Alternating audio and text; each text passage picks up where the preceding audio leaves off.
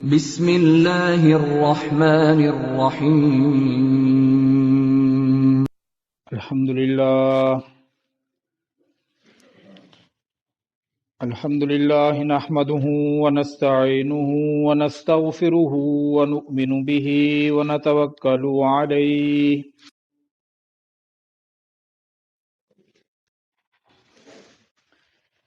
ونعوذ باللہ من شرور انفسنا ومن سیئات اعمالنا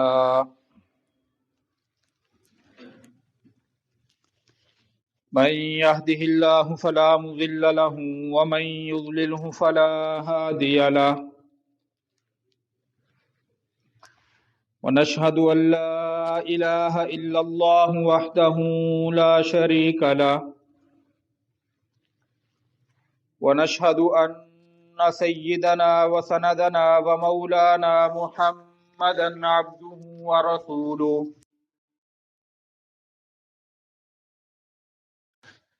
أما بعد فقد قال الله تبارك وتعالى في القرآن المجيد والفرقان الحميد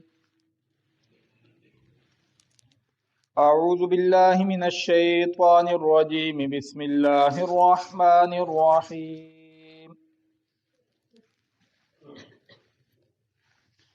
كما أرسلنا فيكم رسولا منكم يتلو عليكم آياتنا ويزكيكم ويعلمكم الكتاب والحكمة ويعلمكم ما لم تكونوا تعلمون وقال تبارك وتعالى وإذا سمعوا ما أنزل إلى الرسول ترى أعينهم تفيض من الدمع مما عرفوا من الحق يقولون ربنا آمنا فاكتبنا مع الشاهدين وقال تبارك وتعالى الله نزل أحسن الحديث كتابا متشابها مثاني تقشعر منه جلود الذين يخشون ربهم ثم تلين جلودهم وقلوبهم إلى ذكر الله صدق الله العلي العظيم وبلغنا رسوله النبي الكريم ونحن على ذلك لمن الشاهدين والشاكرين والحمد لله رب العالمين اللهم صل على محمد وعلى آل محمد كما صليت على إبراهيم وعلى آل إبراهيم إنك حميد مجيد اللهم بارك على محمد وعلى آل محمد كما باركت على إبراهيم وعلى آل إبراهيم إنك حميد مجيد میرے معزز و محترم سامنے گرامی قدر، میں آپ حضرات کے سامنے قرآن مجید فرقان حمید کے 3 مختلف مقامات سے 3 آیات کریمہ تلاوت کی ہیں۔ آج کی اس نشست میں انہی مبارک آیات کی روشنی میں چند ضروری گزارشات عرض کروں گا۔ اللہ رب العزت سے دعا ہے کہ صحیح بات بیان کرنے کی توفیق عطا فرمائے،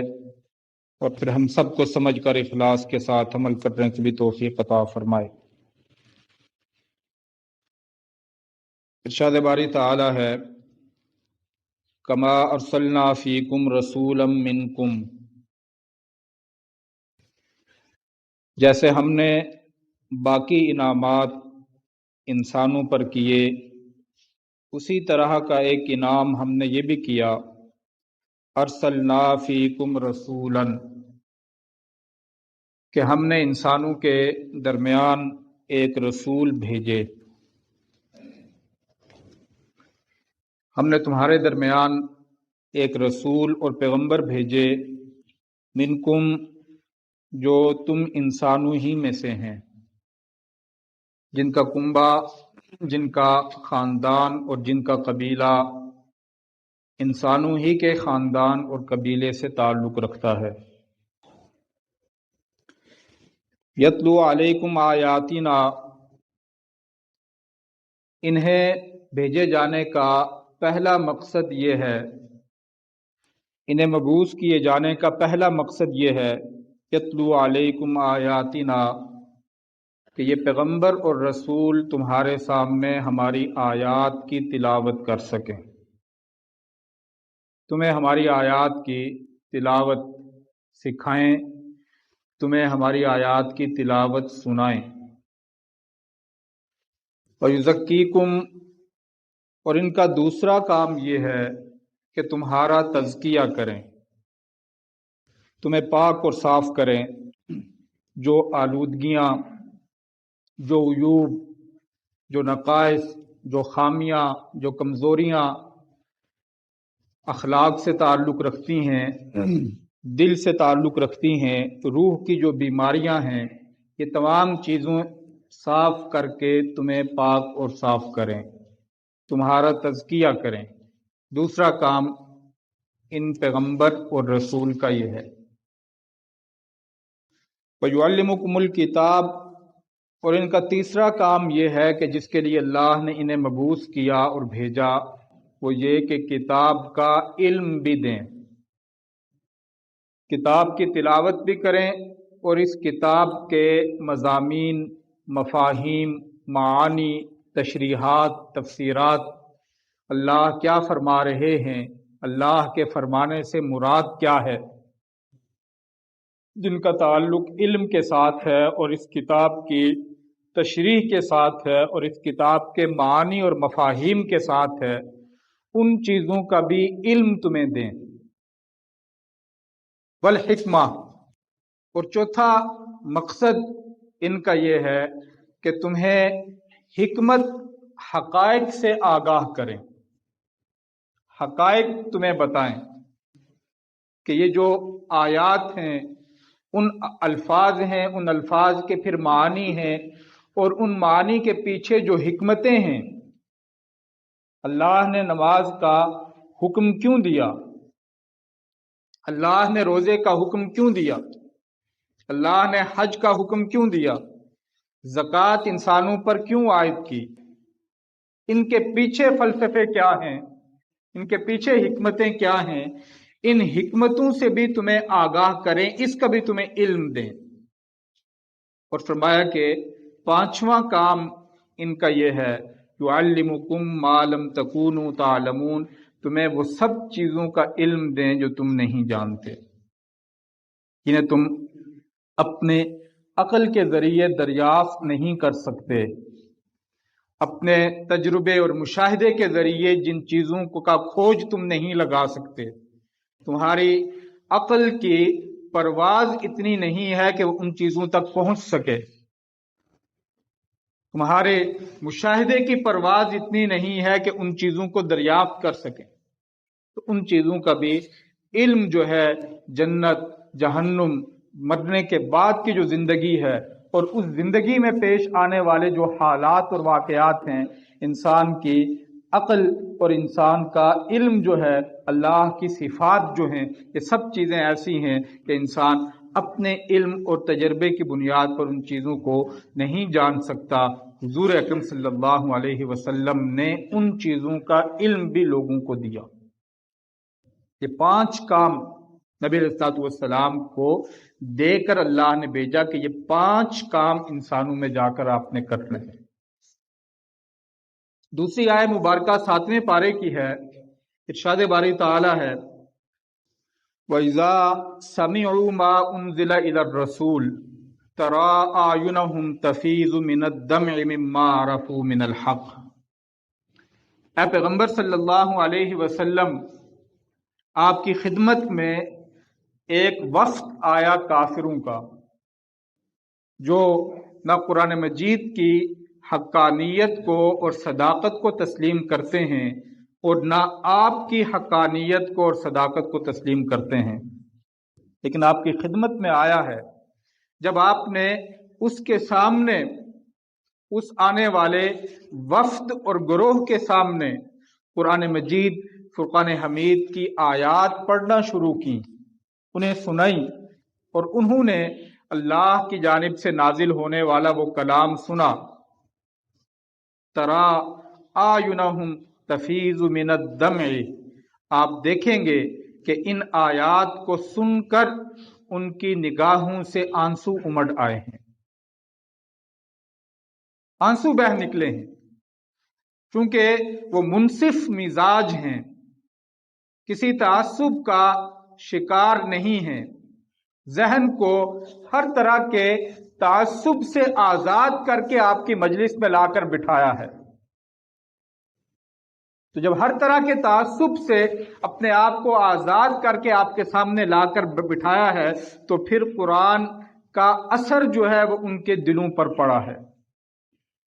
कुरान मजीद के अल्फाज की जो तासीर और ताकत है, कुरान मजीद के अल्फाज की जो तासीर और ताकत है कि इसका ताल्लुक बरह रास्त अल्लाह की ज़ात के साथ है, तो उस निस्बत से जो इसके अंदर एक ताकत और कुव्वत है, उस ताकत और कुव्वत ने उन पर असर डाला और वो बेइख्तियार उनकी निगाहों से आंसू बह निकले। मिम्मा अरफू मिनल हक, हक को पहचानने की वजह से, हक की मारिफत और पहचान करने की वजह से उनकी निगाहों से आंसू निकल आए। यकूलूना, वो ये कहने लगे, रब्बना आमन्ना, ऐ हमारे रब हम ईमान ले आए, हम ईमान ले आए, फक्तुबना मा शाहिदीन, ऐ हमारे रब तो हमें भी गवाही देने वालों में लिख दे, हमें भी उन लोगों में लिख दे जो क़यामत के दिन गवाही देंगे। तीसरी आयत मुबारका 24वें पारे की है। इरशाद बारी ताला है, अल्लाहु नज़्ज़ल अहसनल हदीस किताबन, अल्लाह ने क्या खूबसूरत कलाम नाजिल किया, क्या हसीन व जमील और असरात से भरा हुआ, इंतहाई असरात अपने अंदर रखने वाला कलाम अल्लाह ने नाजिल किया। किताब मुतशाबिहन, जिसकी आयात एक दूसरे से मिलती जुलती हैं, अल्फाज भी बाहम एक दूसरे से मुतशाबे हैं, एक दूसरे के मुमासिल हैं, और मानी भी एक दूसरे के मुमासिल हैं। मसानी, और इस हसीन और खूबसूरत कलाम की दूसरी सिफत यह है कि ये बार बार पढ़ी जाती है, लेकिन इंसान को किसी थकावट और उकताहट में मुब्तला नहीं करती। इंसानी कलाम की तरह यह कलाम नहीं है, इंसानी तहरीर की तरह, इंसानी तसनीफ की तरह ये कोई तसनीफ और कलाम नहीं है जिसको इंसान 6ठी मरतबा, 7वीं और 8वीं मरतबा पढ़े तो एक उकताहट उसको महसूस होती है, एक उकताहट और एक थकावट उसको महसूस होती है, और नई चीज इंसान उस जानिब जाता है। लेकिन कुरान को जितना ज्यादा पढ़ेगा उतनी ही उसकी कशिश में इजाफा होगा, उतनी ही उसकी लज्जत और हलावत में इजाफा होगा, उतनी ही उसकी चाशनी में इजाफा होगा, उतना ही उसका दिल जो है वो पाक और साफ होगा। मसानी बार बार पढ़ी जाती है। तक़शइरु मिन्हु जुलूदुल लदीन यख़शौन रब्बहुम, जिन लोगों के दिलों में अल्लाह का खौफ होता है, जब वो इस कलाम को पढ़ते हैं तो उनके वजूद पर कपकपी तारी हो जाती है, उनका वजूद कांपने लगता है, रोंगटे खड़े हो जाते हैं। उर्दू में हम लफ्ज एक जुमला इस्तेमाल करते हैं, बाद मुफस्सिरीन ने तक़शइरु मिन्हु जुलूदुल लदीन यख़शौन रब्बहुम का तर्जुमा किया कि उनके रोंगटे खड़े हो जाते हैं, जिस्म के बाल खड़े हो जाते हैं। सुम्मा तलीनु जुलूदुहुम व क़ुलूबुहुम इला ज़िक्रिल्लाह, फिर उनका जिस्म और उनका दिल नरम पड़ के अल्लाह की याद के सामने झुक जाता है। यानी इरशाद अल्लाह ताला ये फरमा रहे हैं कि इस कुरान को अल्लाह ने मुअस्सर कलाम बनाया, तासीर वाला कलाम बनाया। इसके अंदर एक ताकत अल्लाह ने रखी, इसके अंदर एक कुव्वत अल्लाह ने रखी है, इसके अंदर एक असर अंगेजी की हालत और कैफियत अल्लाह ने रखी है। और जो इंसान तसलसल के साथ इस किताब के साथ अपना इस नौइयत का रब्त और ताल्लुक जोड़ता है तो वो असर अंगेजी उसके वजूद पर भी मुरतब होती है। وہ اثرات اس تک بھی پہنچتے ہیں کہ 3 قرآن مجید فرقان حمید کے مختلف مقامات کی آیات کریمہ ہیں جن کا لفظی ترجمہ آپ حضرات نے سماعت فرمایا۔ ان میں سے جو پہلی آیہ مبارکہ ہے اس میں نبی علیہ الصلوۃ والسلام کے بعثت کے مقاصد میں سے اس دنیا میں انسانوں کی جانب پیغمبر اور رسول اللہ نے کیوں بنا کر بھیجا، کیوں بھیجا، مقصد کیا تھا،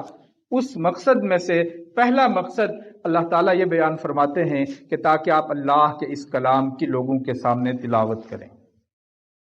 تلاوت، قرآن مجید کی تلاوت، فہم، سمجھنا،